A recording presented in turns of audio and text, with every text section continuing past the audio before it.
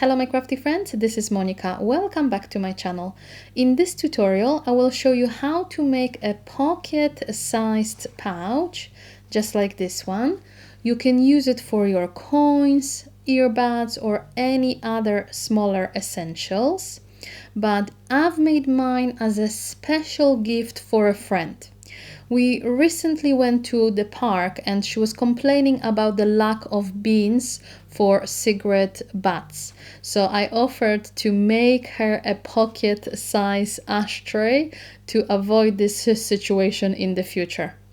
In my last video, I showed you how to create a pattern for this project, regardless of the size of your flexi frame.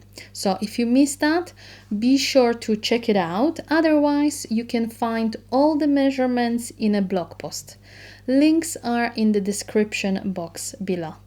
Alright, if you are ready to make your own version of this pocket-sized pouch, then gather your supplies and let's get started. To make your pouch, you will need external and lining fabric. Make sure you are using fire-resistant fabric for the lining and the top trim. For the external front and back panels, you can use various types of fabric you have on hand. I'm using cotton canvas today. You will also need one flexi frame. Mine is 8.5 centimeters and it comes with a little pin, so make sure you don't lose it. Otherwise, when you finish your pouch and you insert your frame into your project, if you don't have that pin, you won't be able to close your frame on the other end.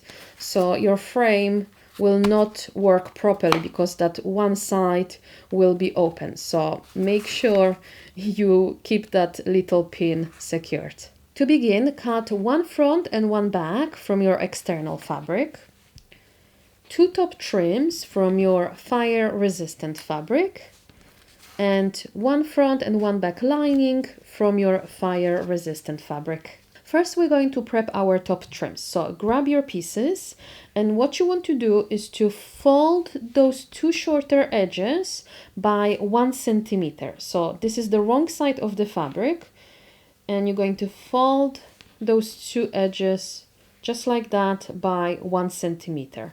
So what I like to do is to take a ruler and a marking pen, measure 2 centimeters from the side and draw a line just like that.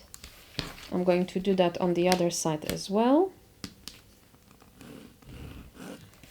This way I have a nice guideline, so when I fold my fabric to that line, I know I'm creating very nice and even fold. To hold that in place, I like to use double-sided tape. So I'm just going to apply double-sided tape just at the edge.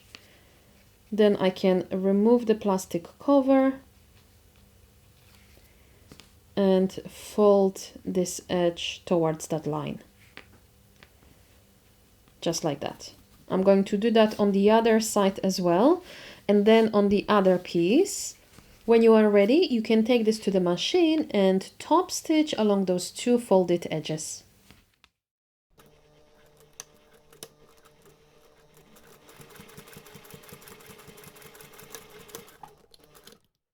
Next, you're going to take your trims and fold them in half, wrong sides together, along those longer edges. So this is the wrong side of the fabric, and I'm basically folding my trim in half.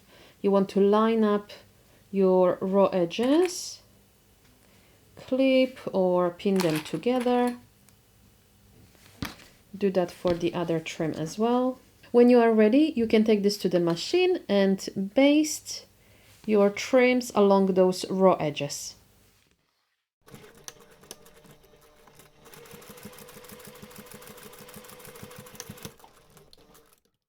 Next, you can mark your midpoint. So fold your trim in half and grab a pen to mark your midpoint, just like that. I'm going to do that on the other trim as well. Here we go. You want to make sure you have your midpoints marked on the external front and back. I already marked my pieces beforehand. So now what you want to do is to grab your trim, place it on top. So right sides are facing each other. The raw edges are along the top. Match your midpoints. Line up your edges and clip them together.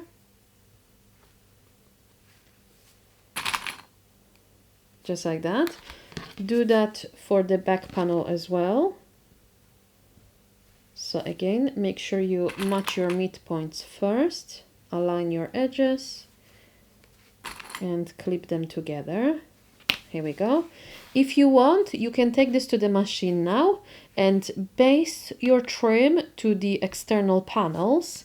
Otherwise, you can take your lining pieces, place them on top.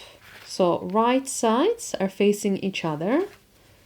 Line up your lining piece along the top edge. Move the clip to hold everything together. Repeat that for the back panel.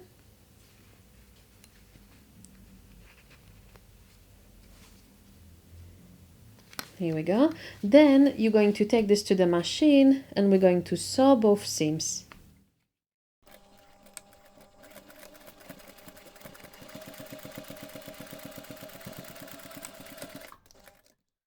Once you've got that seam stitched, if you want, take this to the pressing station, open your panels, then press the seam nice and flat. So what you want to do is to make sure the seam allowance is facing the external fabric. Then you can press that seam nice and flat. And when you are ready, you can take this to the machine and top stitch along that finished seam.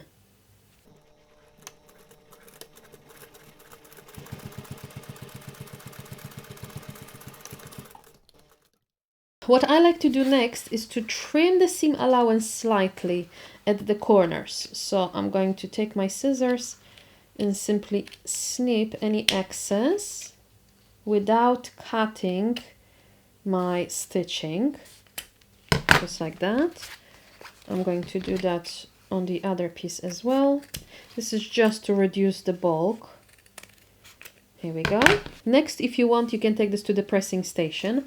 Bring those two pieces wrong sides together and then press your lining and your seam down. But I'm just going to use my seam roller to just make a little crease. Next, we're going to assemble our pouch. But before we do that, I want to mention something. To create very nice and sharp corners, what you want to do at the sewing machine is, instead of sewing your seam and then pivoting at the corner and sewing the bottom edge, you want to stitch that corner at an angle.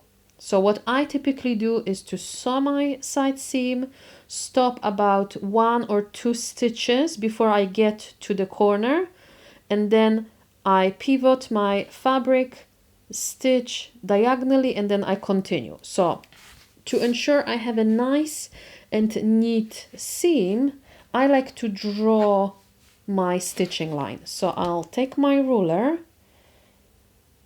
and I measure 1 centimeter because that's my seam allowance.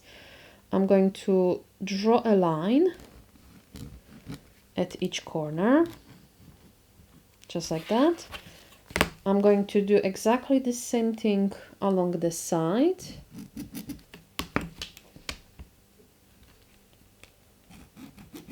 So instead of sewing the entire seam and pivot at the corner and stitch the bottom, what you want to do at the machine is to stop about here, pivot your fabric, and then sew your corners diagonally like this, and then continue.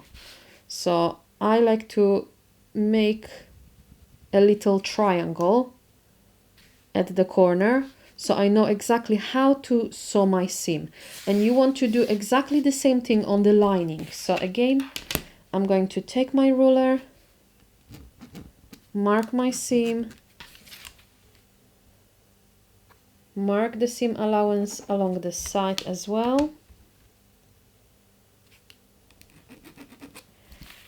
and then draw my little triangle, just like that. Now that we have marked exactly how we're going to stitch our corners, what you can do is to take both of your pieces, separate the lining and the external fabric, bring those pieces right sides together. So make sure you are pairing your lining pieces and your external pieces.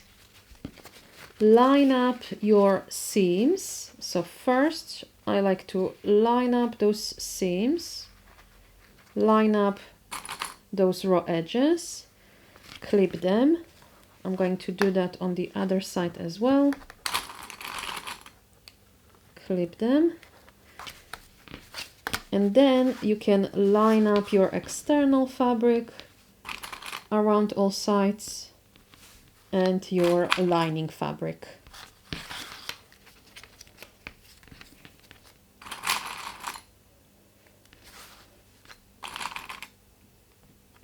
Here we go. So what we're going to do next is to take this to the machine and sew the seams around all sides. But we need to leave an opening around the bottom edge on our lining, so later we can turn the entire pouch right side out. So what I like to do is to just stitch a little of that corner. So I'm going to make a couple of notches away from my corner, just so I have enough space to turn the pouch right side out without any problems. So now you can take this to the machine, start at the notch, sew your bottom, then sew the sides, sew the bottom on the external panel, sew the sides, and then finish at the other notch, making sure you stitch each corner diagonally, so following those little triangle edges.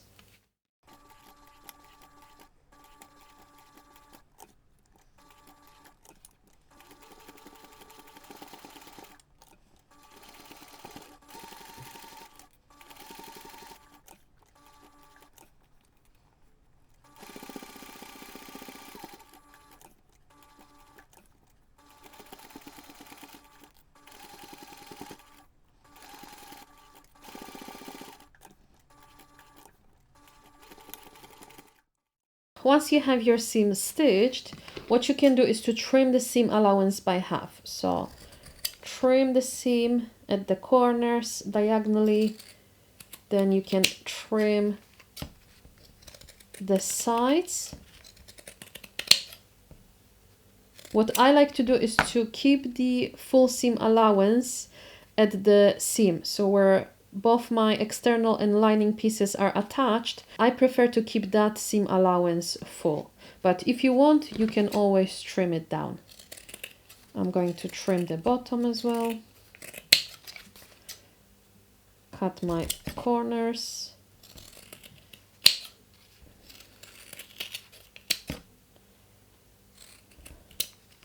There we go.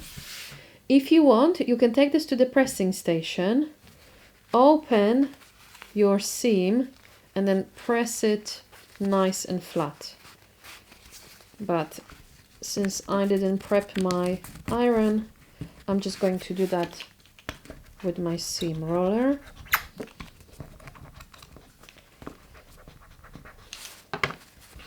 Do that on the other side as well.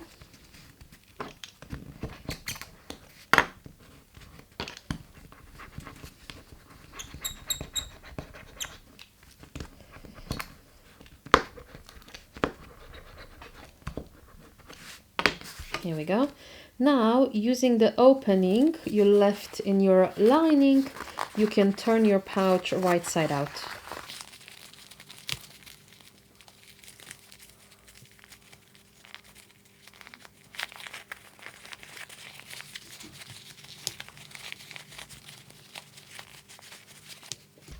If you have a corner shaper or chopsticks, you can use them to push those corners. So now what I like to do is to reach inside, make sure my seam allowance is open. So if you pressed your seam allowance open before, you don't have to worry about it. So what you want to do is to reach inside, open your seam allowance, then bring the lining seam on top.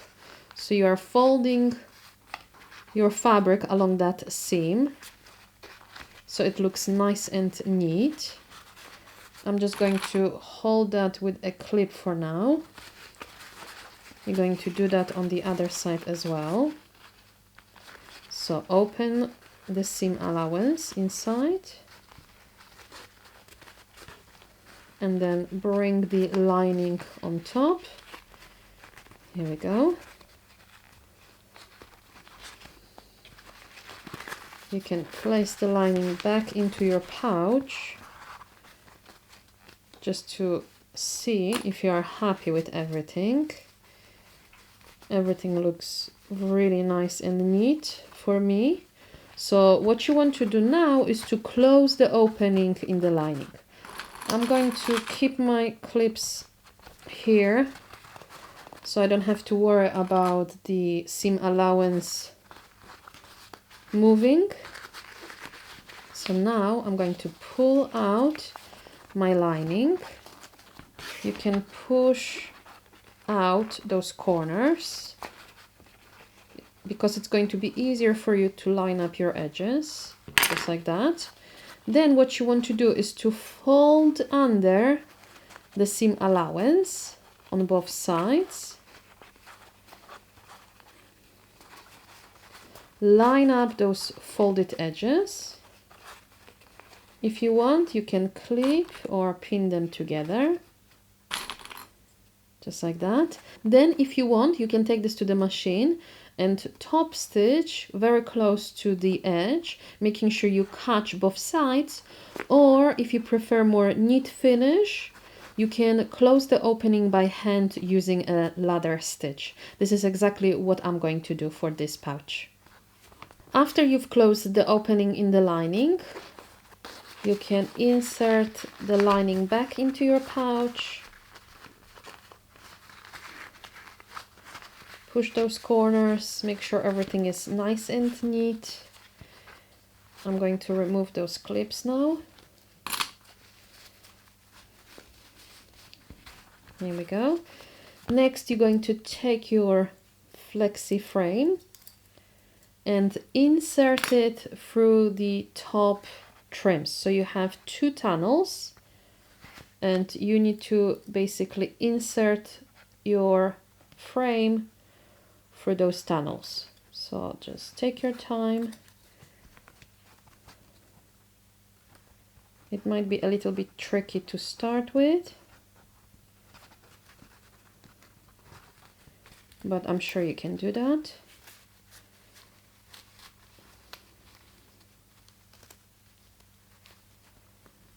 Here we go. I have some fraying edges, so I'm just going to snip that, just like that. So when you are happy with everything, what you want to do is to grab your little pin, close your frame. So as you can see, those edges needs to align, so it basically creates a nice tunnel for your pin. So then you're going to insert your pin. You might have to wiggle it a bit so everything aligns. Push it inside, just like that. So now what you want to do is to fold this little flap to close that opening. So I like to use pliers and some force and just close that. So it's going to be a little bit difficult for me to do it on camera, but exactly, this is what you want to do. So you are basically closing that opening. If you have to give your pouch a final press, if your fabric is creased, otherwise this project is now finished. Well done! Don't forget to like this video and subscribe to my channel for similar content. See you next time. Stay crafty, friends. Bye!